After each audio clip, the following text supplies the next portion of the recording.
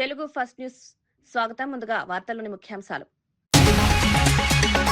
AI semi కండక్టర్లే భవిష్యత్తున్న Chandrababu, సాంకేతిక ఆధారిత అభివృద్ధితో ఏపీ ముందుకు, పెట్టుబడుల కోసం పారిశ్రామికవేత్తలకు పిలుపు, మోదీ నాయకత్వం దేశానికి అదృష్టమన్న సీఎం.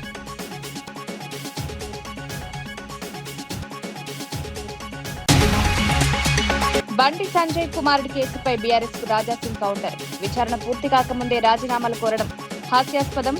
తప్పు చేస్తే శిక్ష తప్పదన్న బండి వ్యాఖ్యలు గుర్తు చేసిన రాజాసింగ్, రాజకీయ ప్రయోజనాల కోసం కేసును వాడుకోవద్దని.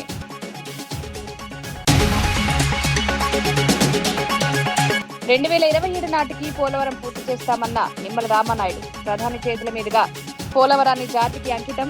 వైఎస్ఆర్సీపీ నిర్లక్ష్యంతోనే పోలవరం ఆలస్యం, రైతులకు నీటి భద్రతే ప్రభుత్వ లక్ష్యం. ఇంటిగ్రేటెడ్ పాఠశాలల్లో భారీ అవినీతి జరిగిందన్న హరీష్, ప్రతి టెండర్లో కోట్ల రూపాయల అదనపు వ్యయం. విద్యాశాఖలో పెద్ద స్కామ్ జరిగిందంటూ ఆరోపణ. పాఠశాలల టెండర్లపై పూర్తి విచారణ చేయాలని డిమాండ్.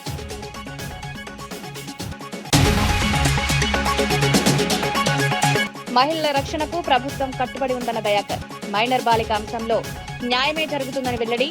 చట్టం ముందు అందరూ సమానమేనన్న చనగాని, డ్రగ్స్ రహిత తెలంగాణ కోసం కఠిన చర్యలు.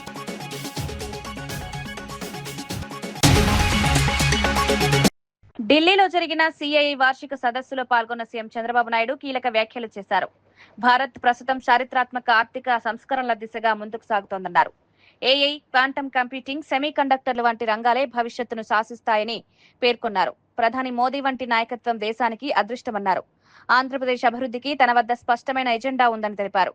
రాష్ట్రంలో పెట్టుబడులు పెట్టేందుకు పారిశ్రామికవేత్తలు ముందుకు రావాలని కోరారు. సాంకేతిక ఆధారిత అభివృద్ధితో రాష్ట్రాన్ని ముందుకు తీసుకెళ్తామని చంద్రబాబు వివరించారు.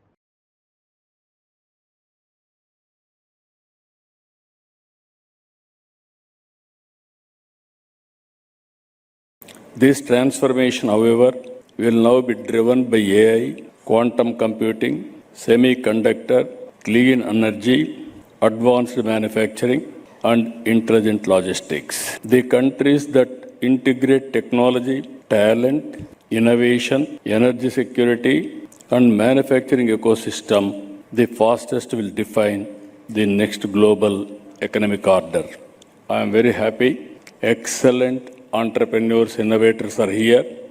Apart from all these things, we are very fortunate to have a right leader, right time at right place. That is our Prime Minister Narendra Modi ji. Why I am saying this? After economic reforms, before economic reforms, I have seen so many Prime Ministers. కేంద్ర మంత్రి బండి సంజయ్ కుమారుడిపై వస్తున్న ఆరోపణలపై MLA Raja Singh స్పందించారు. విచారణ పూర్తి కాకముందే రాజీనామాలు demand చేయడం హాస్యాస్పదమని బీఆర్ఎస్ నేతలకు కౌంటర్ ఇచ్చారు. తప్పు చేస్తే తన కొడుకునైనా శిక్ష పడాల్సిందేనని బండి సంజయ్ ఇప్పటికే స్పష్టం చేశారని గుర్తు చేశారు. విచారణను ఎవరూ అడ్డుకోవడం లేదన్నారు. గతంలో బీఆర్ఎస్ పాలనలో జరిగిన ఘటనలపై అప్పట్లో ఎందుకు స్పందించలేదని ప్రశ్నించారు. చట్టం తన పని తాను చేసుకుంటుందని పేర్కొన్నారు. రాజకీయ ప్రయోజనాల కోసం ఈ అంశాన్ని వాడుకోవద్దని రాజాసింగ్ సూచించారు.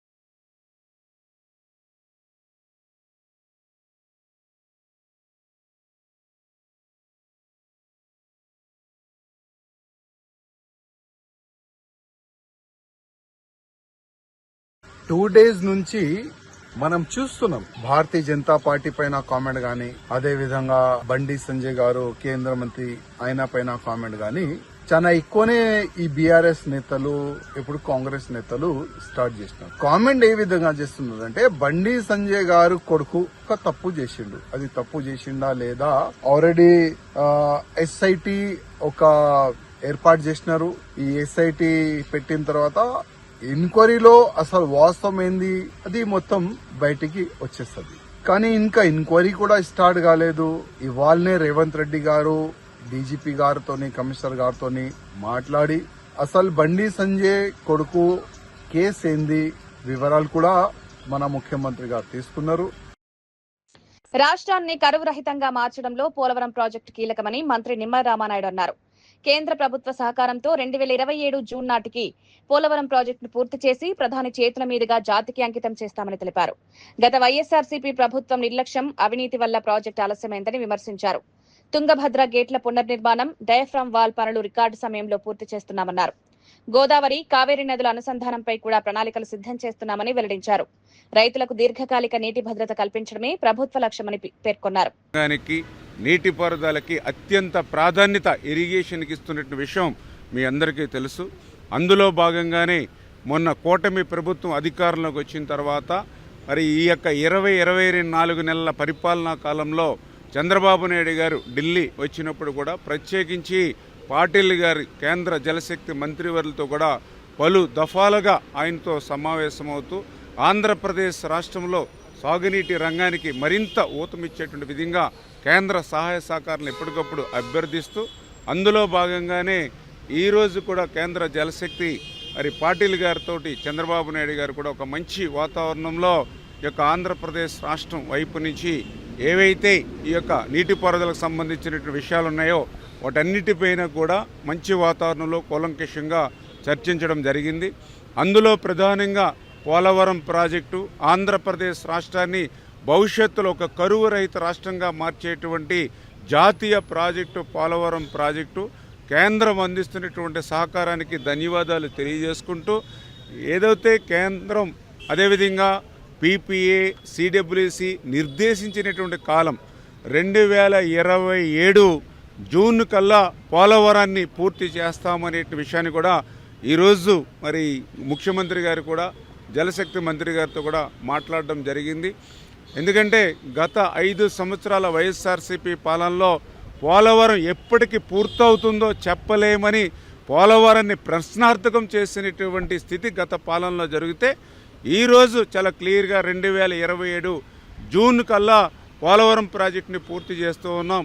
ఖచ్చితంగా ఒక మంచి డేట్ టైము తీసుకుని ఆ యొక్క ప్రధానమంత్రి గారి యొక్క చేతుల మీదుగా ఆ యొక్క పోలవరం ప్రాజెక్టుని రేపు 2027కి మనం జాతికి అంకితం చేయాలనేటువంటి ఆలోచన కూడా చంద్రబాబు నాయుడు గారు అదేవిధంగా జలశక్తి కేంద్ర మంత్రి వారు కూడా మరి ఈవేళ డిసిషన్ కూడా తీసుకోవడం జరిగిందనే విషయాన్ని కూడా ఈ సందర్భంగా తెలియజేసుకుంటూ ఆ రకంగా రేపు 2027 జూన్కి ఆ సీజన్ కల్లా ఆ పోలవరం ప్రాజెక్టుని ప్రధానమంత్రి గారు అదేవిధంగా మరి ఈ యొక్క కేంద్ర జలశక్తి మంత్రి వీరందరూ కూడా సమక్షంలో ప్రాజెక్టుని పూర్తి చేస్తామనేటువంటి ఒక భరోసాని ఈరోజు ఇవ్వడం జరిగిందని చెప్పి తెలియజేసుకుంటూ మరి అదేవిధంగా ఏదైతే ఆంధ్రప్రదేశ్ రాష్ట్రానికి సంబంధించి కేఎస్వై ఏదైతే ఉందో RRR ప్రాజెక్ట్ ఏదైతే ఉందో దానికి సంబంధించినటువంటి మైనర్ ఇరిగేషన్ అనేది చాలా చాలా ఇంపార్టెంట్ కాబట్టి దానికి సంబంధించినటువంటి నిధులు మరి ఆంధ్రప్రదేశ్ రాష్ట్రానికి అందివ్వాల్సింది కూడా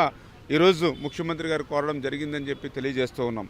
అదేవిధంగా ఈవేళ భారతదేశంలో ఒక ప్రయోగాత్మకంగా అంటే ఎంకాడ్ అంటే ఏదైతే మరి యొక్క మోడరేషన్ కమాండ్ వర్క్ అని ఏదైతే ఎంకాడ్గా ఒక వర్క్ని అంటే కెనాల్స్ సిస్టము కాకుండా మరి ఏదైతే పైప్ లైన్ సిస్టమ్ ద్వారా వాటర్ని ఇవ్వాలనేటువంటిది ఒక మోడల్ ప్రాజెక్ట్ని కూడా మన విజయనగరం జిల్లాలో ప్రారంభించండి అని ఏదైతే కేంద్ర మంత్రివర్యులు చెప్పారో దానికి కూడా ముఖ్యమంత్రి గారు కూడా స్పందించి ఏదైతే ఆ మోడల్ ప్రాజెక్ట్ని కూడా ఇమ్మీడియట్లీ చేపడతాము అని కూడా ఈరోజు మాట్లాడటం జరిగిందని చెప్పి సందర్భంగా తెలియజేసుకుంటూ అదేవిధంగా తుంగభద్ర ప్రాజెక్టు మనందరికీ తెలుసు.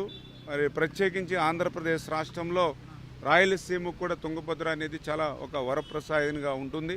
అటువంటి తుంగభద్రకు సంబంధించినటువంటి గేట్లన్నీ కూడా ప్రమాదభరితంగా ఉంటే గత 5 సంవత్సరాల వైసీపీ పాలనలో కనీసం దాన్ని పట్టించుకునేటువంటి పాపాన లేదు. యొక్క పాపం ఫలితమే గత సంవత్సరం 19వ గేటు ఆ రోజు కొట్టుకుపోయినటువంటి స్థితిలో ఆ రోజు కూడా చంద్రబాబు నాయుడు గారి చొరవ తీసుకుని కన్నమనాయుడు గారిని కూడా సైతం అక్కడ పంపించి ఆ 19వ గేటు చరిత్రలో ఎక్కడా లేనటువంటి విధంగా వాటర్ ఫ్లో ఉండగానే మరి స్టాప్ లాక్ గేట్ని బిగించడం ద్వారా దగ్గర 50 టీఎంసీల నీటిని ఆ రోజు మనం సేవ్ చేయగలిగాం. అటువంటి తుంగభద్రకు సంబంధించినట్టు మొత్తం 33 గేట్లు కూడా మరి కొత్త గేట్లని అమర్చడం అనేది పూర్తవబోతోంది ఈ నెలలో.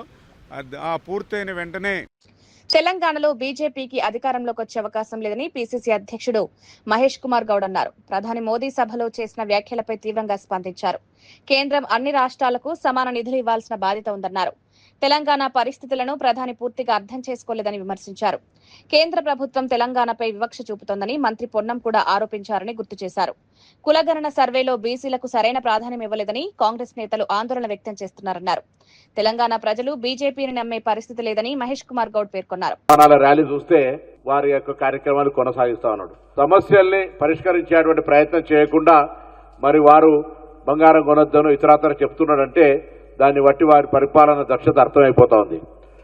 ఏదైతే హౌస్ హోల్డ్ సర్వే ఒక ప్రొఫార్మా ఉందో అది వారికి ఇచ్చి 13వ నెంబర్ కాలాన్ని చూపించి ఇందులో ఎస్సీ ఎస్టీ మాత్రమే ఉంది, జనగణనకు సంబంధించినప్పుడు కూడా బీసీల ఇండ్ల లెక్క పెట్టే కార్యక్రమం జరుగుతలేరు, ఇది మంచిది కాదు అనే మాట చెప్పినాం. దాని మీదనే బీసీ సంఘాలు నిన్న ధర్నా చేసినాయి. అదేవిధంగా హనుమంతరావు గారు దీక్ష చేసినారు. భారతీయ జనతా పార్టీ మాత్రం నోరు కూడా మెదపలేదు. ఇది తెలంగాణ ప్రజలు బలహీన వర్గాలు గమనించాల్సిన అవసరం ఉంది. గత ప్రభుత్వ విధ్వంసం నుంచి రాష్ట్రాన్ని కాపాడేందుకు సూపర్ 6 పథకాలు సంజీవనలా పనిచేస్తున్నాయని పీతల సుజాత తెలిపారు. ఇప్పటికే 67 లక్షల మంది విద్యార్థులకు తల్లికి వందనం పథకం అమలు చేస్తున్నామన్నారు. రైతులకు అన్నదాత సుఖీభవ కింద 20,000 సాయం అందిస్తున్నామని వెల్లడించారు. ఏడాదికి 3 ఉచిత గ్యాస్ సిలిండర్లు ఇస్తున్నట్లు పేర్కొన్నారు. పెన్షన్లు 4,000కు పెంచి పండుగ వాతావరణంలో పంపిణీ చేస్తున్నామని తెలిపారు. నిరుద్యోగుల కోసం 25 లక్షల ఉద్యోగాల కల్పన లక్ష్యంగా ప్రభుత్వం పనిచేస్తోందన్నారు. క్వాలిటీ ఫుడ్ ఉంది, చాలా బాగా పెడుతున్నారు, చాలా ప్రేమగా రిసీవ్ చేసుకుంటున్నారని ఈరోజున ప్రతి ఒక్కరూ కూడా అన్న క్యాంటీన్లో భోజనం చేస్తున్నారంటే అది ఒక సంకల్ప బలం ఉన్నటువంటి వ్యక్తి చేస్తున్నటువంటి పనులు. ఒక ప్రజల కోసం ఎప్పుడూ కూడా నిస్వార్థంగా పనిచేసే ఒక వ్యక్తికే మాత్రం సాధ్యమవుతుంది. అది చంద్రబాబు నాయుడు గారి యొక్క ప్రభుత్వం అనేసి కూడా మేము సందర్భంగా చాలా సంతోషంగా తెలియజేస్తున్నాం. సో ఈ విధంగా అన్న క్యాంటీన్ మేము ప్రతిపక్షంలో ఉన్నప్పుడు కూడా చాలామంది మా లీడర్స్ కూడా అన్న క్యాంటీన్లు చాలా ధైర్యంగా కండక్ట్ చేయడం జరిగింది, పెట్టడం జరిగింది. చాలా పెద్ద ఎత్తున చాలా నియోజకవర్గాల్లో పెట్టడం జరిగింది. ఈ రోజున కూటమి ప్రభుత్వం వచ్చిన తర్వాత మళ్ళీ దాన్ని చాలా లేని చోట్ల కూడా మేము అఫీషియల్గా కూడా దాన్ని అన్నీ కూడా నిర్వర్తించుకుంటూ ముందుకెళ్తున్న విషయాన్ని కూడా తెలియజేస్తున్నాం. సో ఈ విధంగా అంతేకాకుండా యువగళం నిధి ద్వారా కూడా దాదాపుగా 25 లక్షల ఉద్యోగాల కల్పనే ధ్యేయంగా ఈ రోజున మరి లోకేష్ గారి యొక్క సారథ్యంలో ముందుకు వెళ్ళటం జరుగుతుంది. ఈ రోజున ఎన్నో గూగుల్లో వచ్చినాయి, క్వాంటమ్ వ్యాలీ మనకి అమరావతిలో వస్తుంది, తర్వాత మనకి వైజాగ్లో ఎన్నో ఐటీ కంపెనీలు వస్తున్నాయి. సిఐఏ సమ్మిట్లో లక్షల కోట్ల రూపాయల యొక్క ఎంఓయూలు చేసుకోవటం జరిగింది. సో ఈ విధంగా మన విద్యార్థులు మన చదువుకున్నటువంటి మన బిడ్డల భవిష్యత్తు ఇంటిగ్రేటెడ్ పాఠశాలల నిర్మాణంలో సీఎం రేవంత్ రెడ్డి ప్రభుత్వం భారీ అవినీతికి పాల్పడిందని మాజీ మంత్రి హరీష్ రావు ఆరోపించారు. రాష్ట్రంలో 76 ఇంటిగ్రేటెడ్ పాఠశాలలకు నిర్వహించిన టెండర్లలో అన్నింటికీ ఎక్సెస్ అమౌంట్ పెట్టారని తెలిపారు. ఒక్క టెండర్ కూడా మైనస్ కు పోలేదని, ప్రతి టెండర్లో 4 కోట్లకు పైగా అదనపు వ్యయం చూపించారని ఆరోపించారు. విద్యాశాఖలో ఇది పెద్ద స్కామ్ అని విమర్శించారు. ప్రభుత్వ నిధులను దుర్వినియోగం చేస్తూ అవినీతికి పాల్పడుతున్నారని మండిపడ్డారు. 4.9 ఎక్సెస్, 4.96 ఎక్సెస్, 4.99 ఎక్సెస్. ఇది 76 స్కూళ్ళ లిస్టు రిలీజ్ చేస్తున్నా. ఏ స్కూల్ ఏ కంపెనీకి దక్కింది, ఏ స్కూల్ ఎంత ఎక్సెస్ పోయింది, మొత్తం కూడా ఈ స్కూళ్ళ పేరిట కూడా పెద్ద ఎత్తున దోపిడీకి పాల్పడ్డారు. ఎక్సెస్ అమౌంటే 494 కోట్ల 1 లక్ష రూపాయలు. ఎక్సెస్ మీద పోయిందే 494 కోట్ల 1 లక్ష రూపాయలు ఎక్సెస్ పోయింది. అంటే ఎంత అవినీతికి పాల్పడుతున్నారు. అంటే ఒక్క టెండర్ అయినా మైనస్ పోదా? 76 స్కూల్ టెండర్ పిలిస్తే ఒకటైనా 1% ఎక్సెసో, 1% మైనసో, 4% మైనసో, లేదా 2% ఎక్సెసో, 3% ఎక్సెస్ ఉండద్దా? అన్ని స్కూళ్ళు 4.96 ఎక్సెస్, అన్ని స్కూళ్ళు 4.86 ఎక్సెస్. ఈ నర్సంపేట స్కూల్ కూడా ఎంత పోయిందంటే ఎక్సెస్, నర్సంపేట ప్యాకేజ్ 8 ఇది 4.86 ఎక్సెస్. 136 కోట్లు ఉంటే 142 కోట్లు అయింది. ఇది కూడా 4.86 ఎక్సెస్ పోయింది. అంటే ఇదంతా విద్యాశాఖలో రేవంత్ రెడ్డి కనుసన్నల్లో జరిగే స్కామ్. దీన్ని కూడా బయట పెడతా ఉన్నాం. 76 స్కూళ్ళు అన్ని కూడా తన అనుయాయులకు 4.96% ఎక్సెస్ లో దాదాపు 500 కోట్ల ప్రభుత్వ ధనాన్ని లూటీ చేసింది. ఈ స్కూళ్ళకు సంబంధించి కూడా ఒక రిటైర్డ్ అధికారిని చీఫ్ ఇంజనీర్గా నియమించి, ఆ రిటైర్డ్ అధికారులు అయితే తమ చెప్పు చేతుల్లో ఉంటారని రిటైర్డ్ చీఫ్ ఇంజనీర్ని పెట్టి స్కూళ్ళ టెండర్లు చేసి మొత్తం 4.96 ఎక్సెస్కి ఇచ్చి 500 కోట్లు లూటీ చేసింది ఇవాళ రేవంత్ రెడ్డి ప్రభుత్వం. విద్యాశాఖ మంత్రి ఆయన్నే, ముఖ్యమంత్రి ఆయన్నే. ఇటు స్కూళ్లను లూటీ చేసిండ్రు. స్కూళ్ల పేరిట దేవాలయాలను కూల్చి గుప్త నిధులను కూడా లూటీ చేసే కుట్ర చేస్తా ఉన్నారు. టెక్కలి ప్రభుత్వ ఆసుపత్రి దుస్థితిపై ఎమ్మెల్సీ దువ్వాడ శ్రీనివాస్ తనిఖీలు నిర్వహించారు. ఆసుపత్రిలో రోగులు ఎదుర్కొంటున్న ఇబ్బందులను పరిశీలించారు. ఫైళ్లపై చూపిస్తున్న శ్రద్ధ ప్రజారోగ్యంపై ఎందుకు చూపించడం లేదని మంత్రి అచ్చెన్నాయుడును ప్రశ్నించారు. మీ ఇలాఖాలోనే రోగులు అల్లాడుతుంటే ప్రభుత్వం ఏం చేస్తోందని మండిపడ్డారు. వైద్య సేవలు, సిబ్బంది కొరత, సదుపాయాల లోపాలపై అధికారులను నిలదీశారు. ప్రజలకు మెరుగైన వైద్యం అందించడంలో ప్రభుత్వం విఫలమైందని విమర్శించారు. కనీసం నీటి సరఫరా లేదు కదా, నేనిచ్చిన ఒక్క బోర్డుతోనే ఈ ఆసుపత్రి నిర్వాహకం జరుగుతుంది కదా. దిక్కుమాలిన స్థితిలో ఉన్నారా? మంత్రి నిద్రపోతున్నాడా? గాడిదలు కాస్తున్నాడా? అసలు మంత్రి అహంకారంతో రెచ్చిపోతున్నాడు. వాళ్ళింట్లోనే కేంద్ర మంత్రి, వాళ్ళింట్లోనే రాష్ట్ర మంత్రి. మాకెవడేం పీకుతాడు? మాకెవడైనా ఏం చేయగలడు? మా ఇష్టం. వచ్చేవాడికి చిరాకు పట్టం, నువ్వెందుకు వచ్చారా బయటకు పోరా అంటాం. ప్రజల సమస్యలు పరిష్కరించడానికి, ప్రజల సమస్యల కోసం వస్తే పట్టించుకునే నాదుడే ఈ రోజు లేడు టీడీపీలో, కూటమి ప్రభుత్వంలో. ఈ దుర్మార్గమైన పరిస్థితుల్లో ప్రజలందరూ ఇచ్చినటువంటి వినతుల మేరకు నేను ఈ రోజు హాస్పిటల్కి వచ్చి చెక్ చేశాను. ప్రతి వార్డు చెక్ చేశాను. ప్రతి పేషెంట్ ని నేను స్వయంగా వెళ్ళి కలుసుకున్నాను. ప్రతి డాక్టర్ తో కూడా మాట్లాడాను. డిసిహెచ్ గారు కూడా వచ్చారు. సుమారు 153 మంది ఉండవలసినటువంటి స్టాఫ్ ఈ రోజు 34 మంది కనీసం లేరు. మరి నర్సింగ్ స్టాఫ్ అయితే పూర్తిగా లేరు. కార్డియాలజీ విభాగానికి సంబంధించి డాక్టర్లే లేరు. జిల్లా కేడర్ హాస్పిటల్లో కార్డియాలజీకి అత్యవసర పరిస్థితుల్లో వస్తారు. నేను తీసుకున్న రిపోర్ట్స్ ప్రకారం ఓపీ షీట్స్ ను కూడా, నేను ఓపీ ఫైల్స్ ను కూడా స్టడీ చేస్తే రోజుకు సుమారు 450 నుంచి 500 మంది వరకు ఇక్కడికి పేషెంట్స్ వస్తున్నారు. చిన్న విషయం కాదు ఇది. ఇంతమంది పేషెంట్స్ వస్తే ఒక్కొక్క విభాగానికి వాళ్ళకి పంపిస్తే ఒక్కొక్క విభాగంలో గైనిక్కే ఇంచుమించు 80 నుంచి 90 వరకు అవుతున్నారు. ఎక్స్రేస్ తీయాలంటే కనీసం 100 మంది అవుతున్నారు. ఎక్స్రేస్ కనీసం రోజుకు 100 మందికి తీయాలంటే ఒకే ఒక్క మెషిన్ ఉంది. అందులో స్టాఫ్ 2 మాత్రమే ఉన్నారు. ఒక ఎక్స్రేతో మీరు ఎంతమందికి మీరు ఎక్స్రే తీయగలుగుతారు ఒకే ఎక్స్రే మిషన్ తో? అలాగే డయాలసిస్ కు చూసినప్పటికి 13 ఉన్నాయి. మరొక 8 అయినా కావాలి. అసలే కిడ్నీ పేషెంట్స్ ఎక్కువగా ఉన్నటువంటి ప్రాంతం ఇది. డయాలసిస్ కోసం వచ్చి తీవ్రమైనటువంటి ఇబ్బందుల్లో ఉన్నారు. కూర్చున్న పేషెంట్స్ కు ఫ్యాన్ కూడా లేదు. సఫోకేషన్ లో వాళ్ళకి పెట్టేస్తున్నారు. అప్పటికే ప్రాణాలు పోయే స్థితిలో డయాలసిస్ పేషెంట్స్ ఉన్నారు.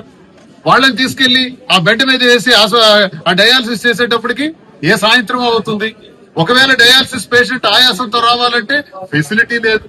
108 పూర్తిగా నాశనం అయిపోయింది. 108 సేవలు లేవు. హాస్పిటల్ కి అంబులెన్స్ లేదు. ఏ మంత్రి, ఏం చేస్తున్నావా నువ్వు? అంబులెన్స్ కూడా ఇచ్చుకోలేవా నీ కాన్స్టిట్యున్సీలో?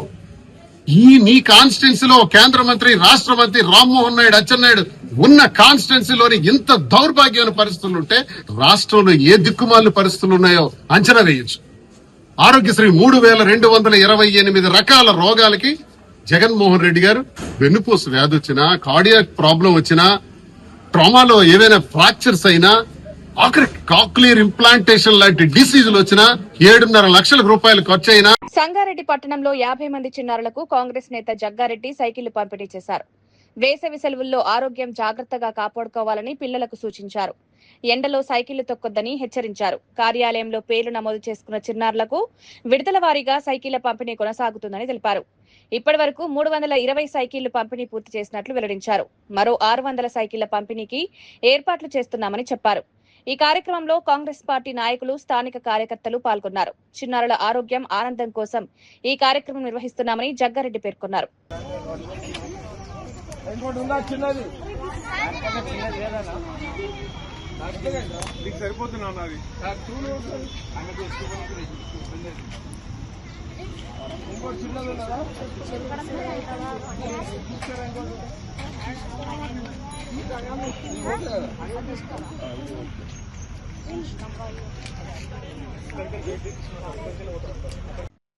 మాతృదినోత్సవం సందర్భంగా బల్కంపేటలో నిర్వహించిన సామూహిక శ్రీమంతాల కార్యక్రమంలో మాజీ మంత్రి సనత్ నగర్ ఎమ్మెల్యే తలసాని శ్రీనివాస్ యాదవ్ పాల్గొన్నారు.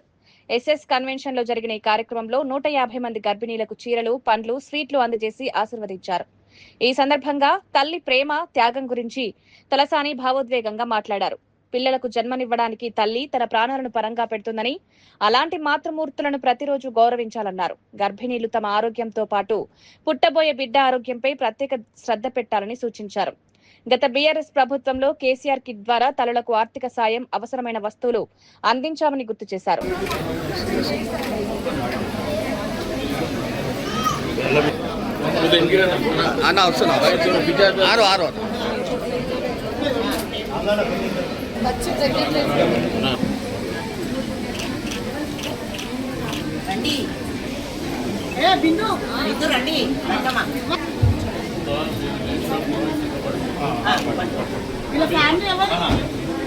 సార్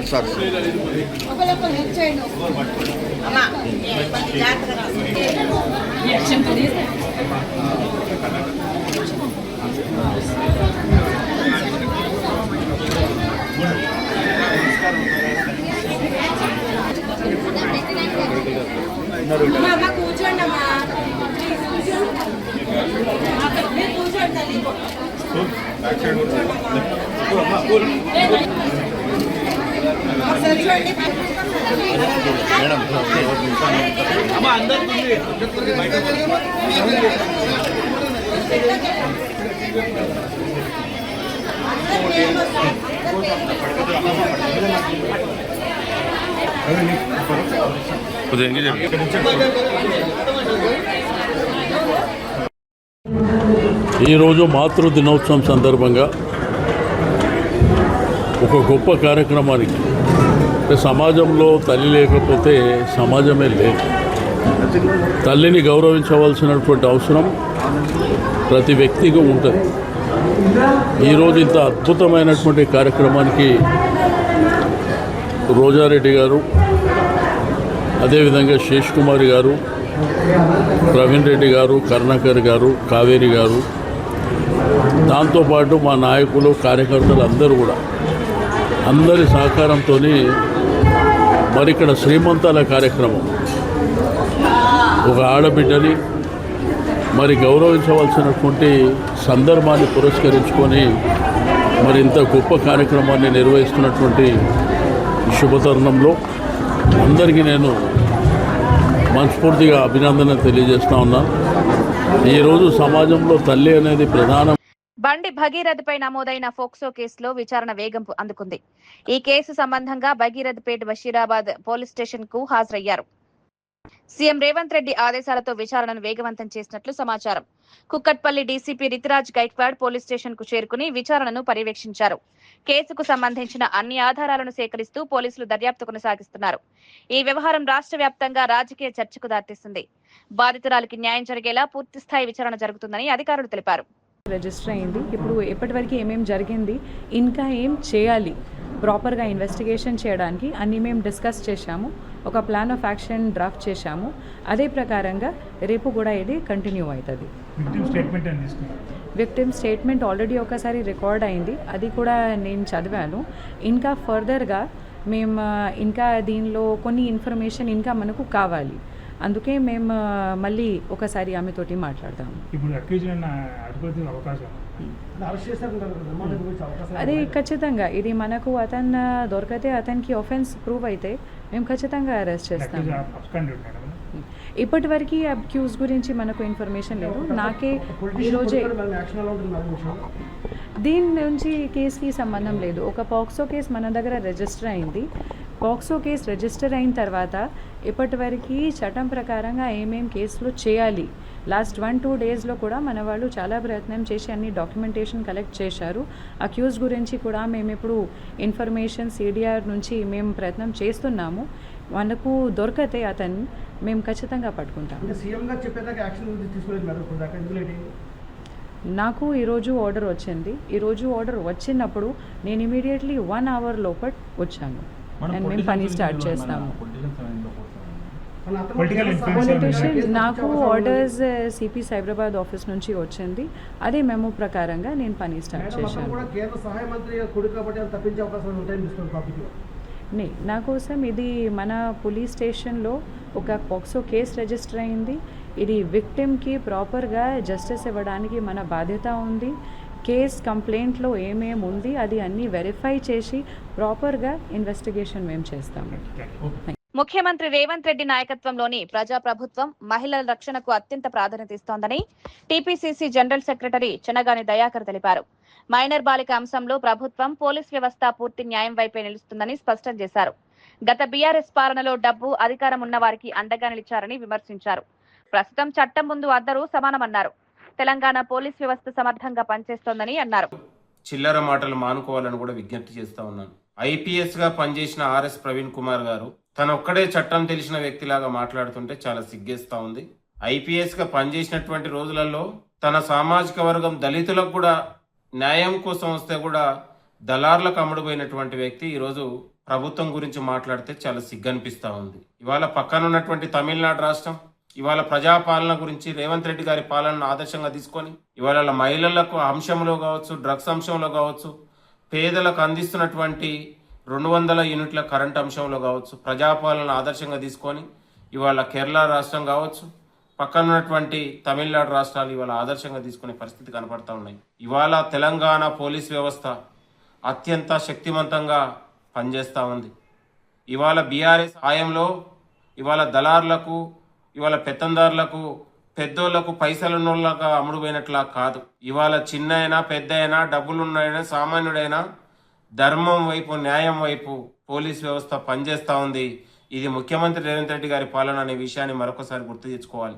ఇవాళ తెలంగాణ రాష్ట్రంలో డ్రగ్స్ ఫ్రీ నగరంగా చేసినటువంటి ఘనత గౌరవ ముఖ్యమంత్రి రేవంత్ రెడ్డి గారికి దక్కిందనే విషయాన్ని మరొకసారి గుర్తు చేస్తా ఉన్నాం. కాబట్టి మైనర్ బాలిక అంశంలో ప్రభుత్వం, పోలీసులు ధర్మం వైపు, న్యాయం వైపే ఉంటది. చట్టానికి ఎవరు కూడా అతిథులు కారనే విషయాన్ని గుర్తు తెచ్చుకోవాలి. ముఖ్యమంత్రి గారు ఈ రోజే ఇవాళ రితిరాజు గారు డీసీపీ కుకట్పల్లి గారి ఆధ్వర్యంలో ఒక సిట్ను కూడా ఏర్పాటు చేసి ఇవాళ దర్యాప్తును కూడా వేగవంతం చేస్తా ఉన్నారు. ఇది ప్రజల కోసం పనిచేసే ప్రభుత్వం, మహిళల రక్షణ కోసం పనిచేసే ప్రభుత్వం, యువత భవిష్యత్తు నిలబెట్టే ప్రభుత్వం అని కూడా ఈ సందర్భంగా కోరుతా ఉన్నాను. దయచేసి బీఆర్ఎస్ నాయకులారా పిచ్చి మాటలు, గాలి మాటలు, చిల్లర మాటలు మానుకుంటే మంచిది. ప్రజల కోసం జవాబుదారీ పాలనలాగా 24 గంటలు ప్రజల కోసం పనిచేసేది ఇలా ప్రజా ప్రభుత్వం, ప్రజాపాలన, ముఖ్యమంత్రి రేవంత్ రెడ్డి గారి ప్రభుత్వం. ఇవాళ దేశానికి ఒక ఇవి ఈనాటి వార్తా విశేషాలు. మరో బులెటిన్లో మళ్ళీ కలుద్దాం. నమస్కారం.